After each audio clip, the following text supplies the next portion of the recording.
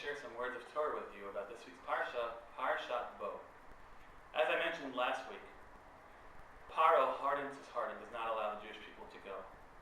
You should know that there's a really interesting pasuk, a really interesting verse in Mishlei. It's in Perek Chav Ches pasuk Yudaled 28:14, and it says, "Ashrei Adam mefachi tamid." Praiseworthy is the person who is always afraid, and that's worthy of consideration by itself. But the second half of the verse says that he who hardens his heart will fall into evil. Paro decides not to send the Jews out of Egypt, and he hardens his heart over and over again, as we mentioned. Why is it that he's hardening his heart? I mean, if you think about it, he's literally shooting himself in the foot. The more he hardens his heart, the more God punishes him and his people and his land. Why is he shooting himself in the foot? Why is it worthwhile for him to hold on to these people? Why not just let them go? Do a cost-benefit analysis, and he'll realize that his losses are definitely overcoming his gains. The Jewish people are not even producing anything during this time of the plagues. So why not just let them go? Rabbi Yochanan points out that the reason why Paro did not let him go is because he was so tied into, so bound up by, so trapped in his midah, in his trait of cruelty, that he was unable to let go of it. He was unable to do anything that was kind. The only way he knew how to act, the only way that he was able to act, was through this trait of cruelty. It seems that this trait led to his personal downfall. It led to the national downfall. It led to the end of an empire, the end of an age.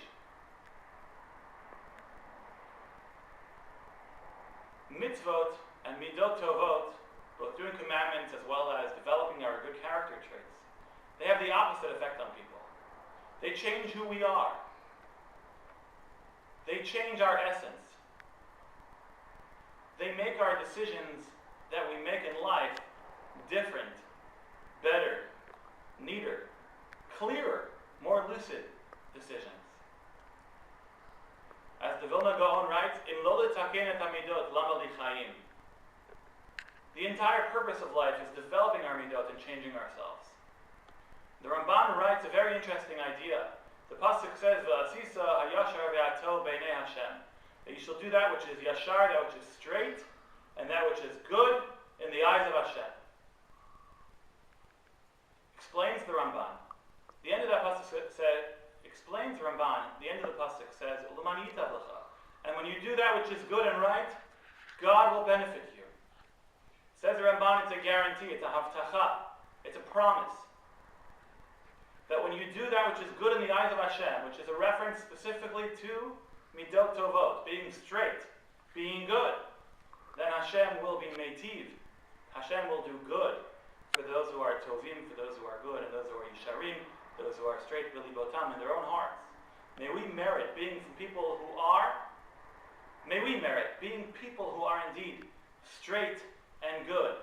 People who get the point of life which is to develop our midot tovot. People who are change ourselves for the better. People who are flexible so that we grow and change and become better and better over time. And when we do that, and we are not Paro-like, and we don't act cruel and are stuck in that cruelty, then God will indeed make life wonderful for us. But with that, I want to wish you Shabbat Shalom.